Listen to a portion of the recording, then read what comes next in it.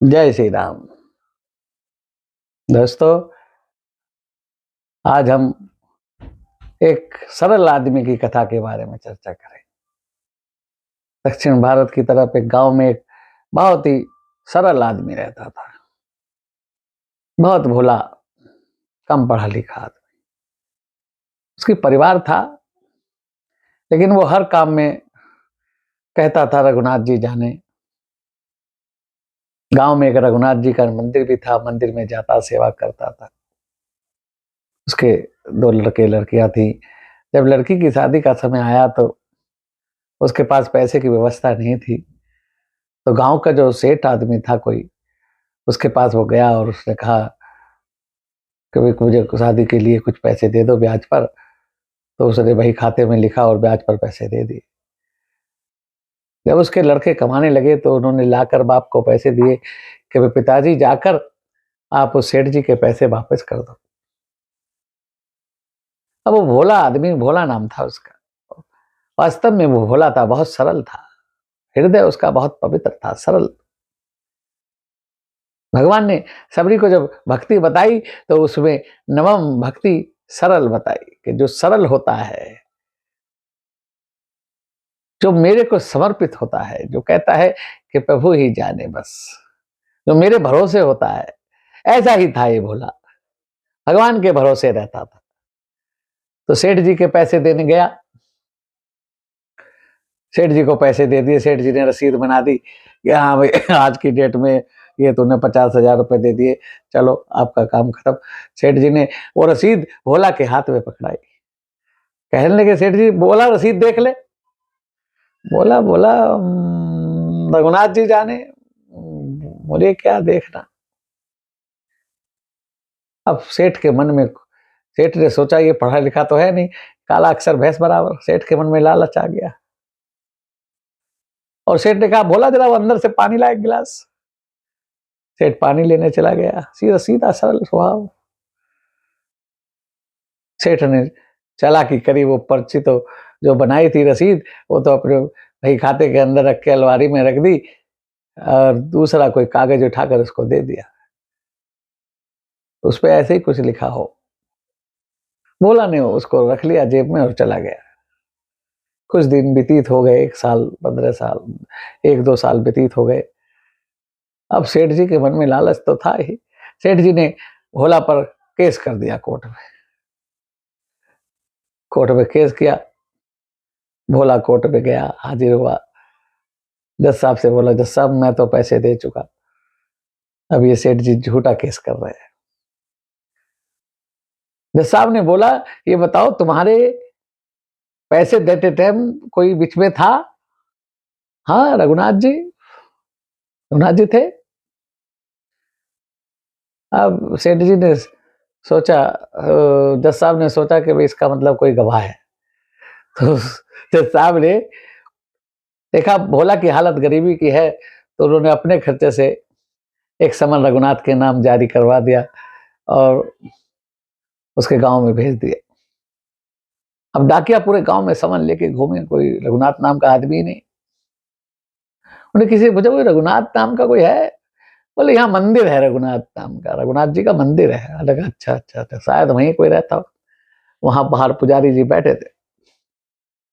उन्हें तो पता था कि भोला रघुनाथ जी का भगत है और वो यही कहता है कि रघुनाथ जी जाने। तो जब रघुनाथ जी के नाम का समन आया तो पुजारी जी बड़े मुस्कुराए, कहने लगे रघुनाथ जी यही कमी थी एक। कोई बात नहीं, उन्होंने समन ले लिया, साइन कर दिया अपने और ले जाकर रघुनाथ जी के चरणों में रख दिया कि महाराज यही कमी थी, अब हाजिरी गवाही देने जाना कोर्ट में।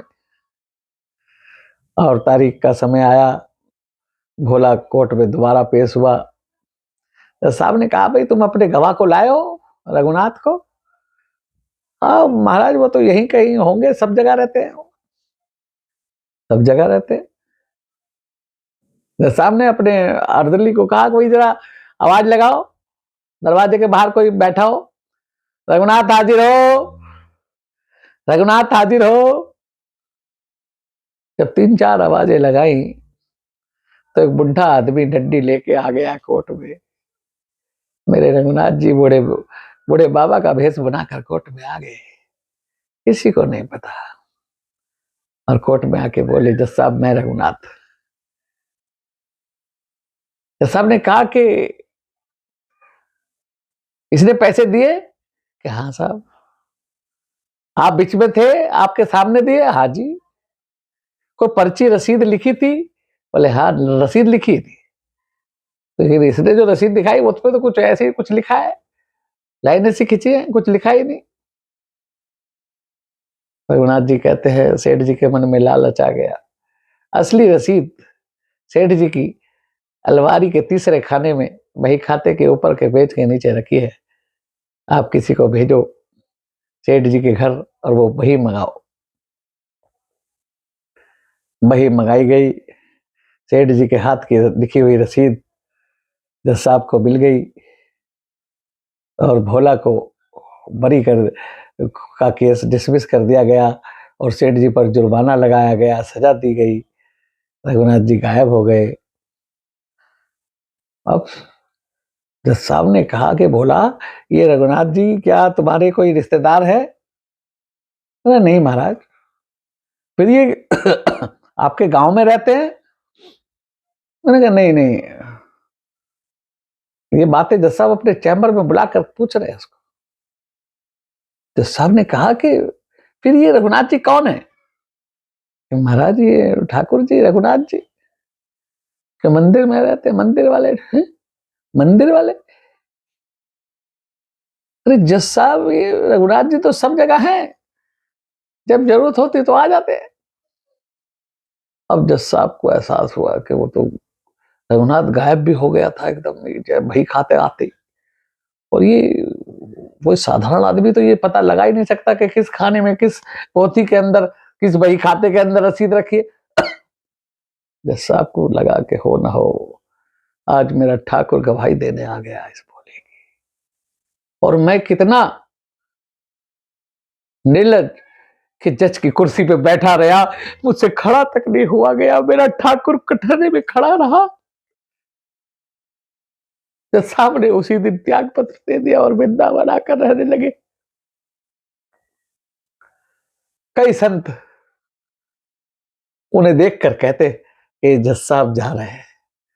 उन्होंने साधु का चोला पहन लिया था, वृंदावन के मंदिरों में चौखट पर जाकर खड़े रहते थे। कहते थे ठाकुर अंदर आकर नहीं बैठूंगा क्योंकि मैंने तुझे बिठाया नहीं, इसलिए मेरी यही सजा है कि मैं तेरे दरवाजे पर खड़ा रहूंगा। और इस तरीके से उन्होंने अपना जीवन वृंदावन के अंदर बिताया। सरल के लिए प्रभु कभी भी आ सकते हैं, हमें सरल होना चाहिए बस।